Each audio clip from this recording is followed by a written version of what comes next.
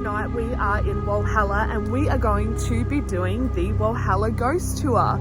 So for those of you who are from back home and have actually done the Ghost Tour, send through your scary ghost stories. Otherwise, come along with us tonight as we learn all the creeps there is to offer here at Walhalla. We're actually about to head up to the cemetery to go and check out James Mitchell's cursed grave. So we'll meet you up there shortly and take you through what is inscribed on his tomb.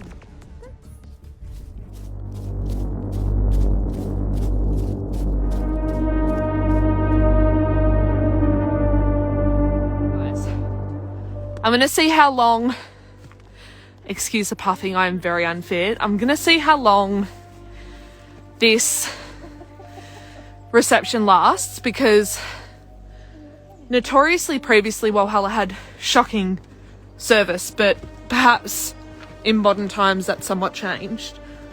So, welcome to the Walhalla Cemetery. So, we have to be quick because our ghost tour is going to start soon. However, we are going to start off by going and finding the cursed grave of James Mitchell. Come on, bitches. Have a little bit of a look around at the scenery. Oh, she's beaut. That'd be a lovely photo. Some little fairy wrens. Hello, darling. Guys, don't leave me on my own. Yeah, I'm a big wuss. So as you can see where the old story is that people are actually buried standing up, because just the sheer steepness of this cemetery, I am puffing like a bitch, is just phenomenal. Like, it is on the side of a hill. Just phenomenal. Look at that. That is absolutely beautiful. I'm gonna take a little snap of that. Oh. If you guys see anything in the video, which I don't know, a lot of you might be some skeptics. You may not believe, might not see anything, but if you do, let me know. I'm gonna go find Mr. James Mitchell. Here he is. Okay. So, oh, he feels a bit bloody yucky. Guys, it's here. This is a yucky one. Okay, so this is the famous cursed grave of Mr. James Mitchell. Now, he died at 34 years of age, sorry. In 1880. That's an old ass fucking grave. Now, his tombstone inscription reads, and it might be a little bit difficult to see given the state of everything, but, "Oh, let my sudden doom a warning be to all. Ere whilst who bendest over my tomb may as quickly fall." It's a lot dirtier than I remember.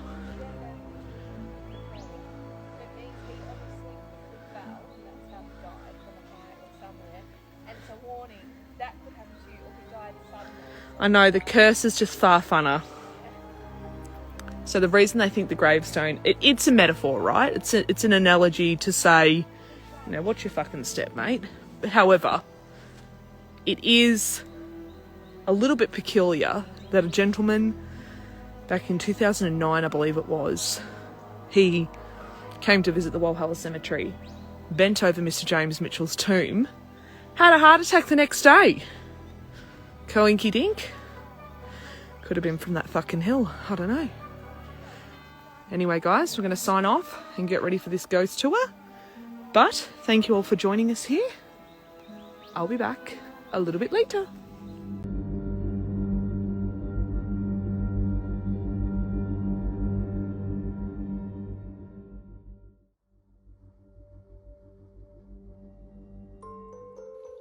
What could be more devastating than the death of a child?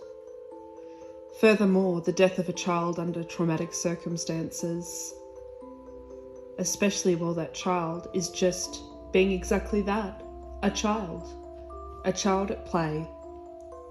A sudden accident that cut a young life short. Today I'm going to be telling you the short story of Little Violet. As promised, this short ghost story is coming from our Walhalla Ghost Tour. This story is sure to send shivers down your spine. So let's begin.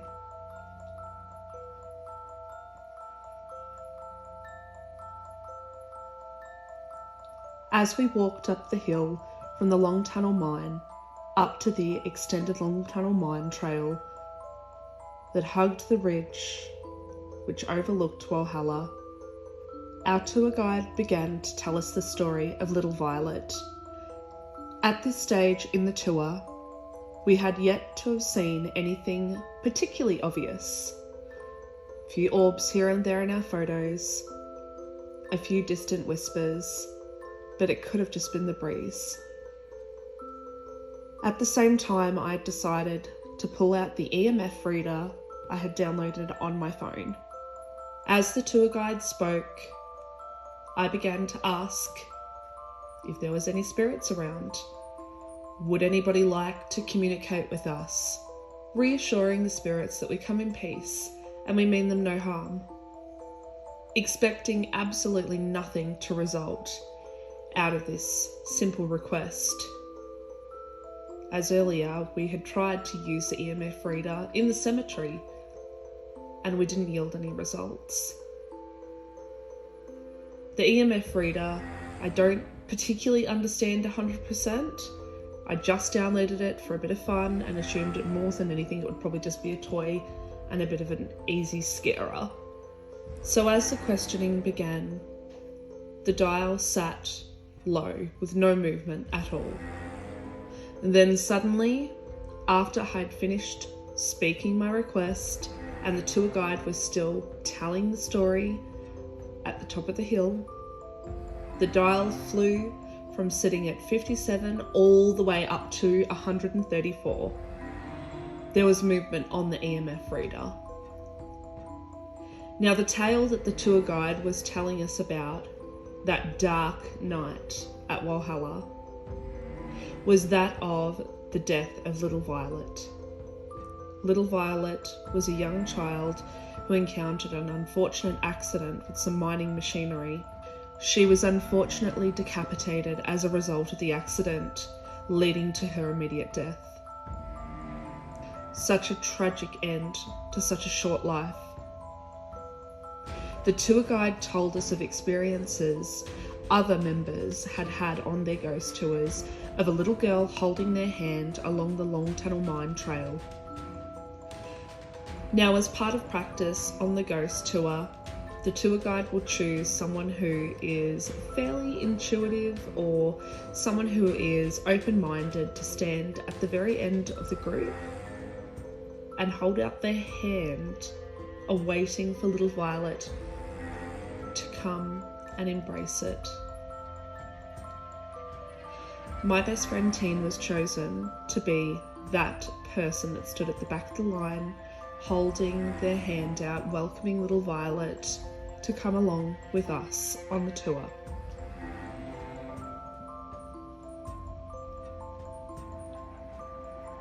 As we stood at the top of the hill, and as the tour guide was wrapping up this ghostly story of Little Violet and the previous instances that people had experienced on previous ghost tours, I felt a brushing past my thighs. Wearing shorts that night, it was really, really hot, but the tour guide had also told us about the frequency of huntsmen apparently scurrying around the bush on the ground, hunting at night time. Besides, of course, probably seeing a ghost, huntsmen were my biggest fear. I felt brushing at the back of my thighs, and I assumed that it was spiders crawling up my leg to terrify me.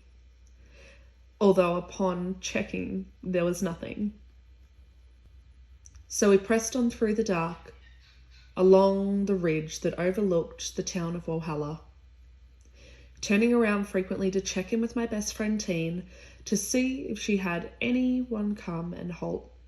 Checking in frequently with my best friend Teen to see if she had had a little hand come and embrace hers yet. Teen, confused, replied to myself, "Oh no, I'm pretty sure that she was up there with you before, don't you think?"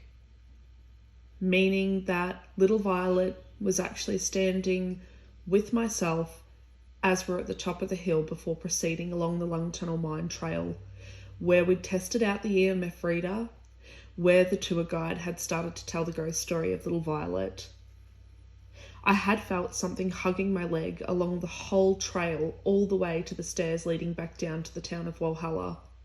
I just assumed that it was my fear of huntsmans once again.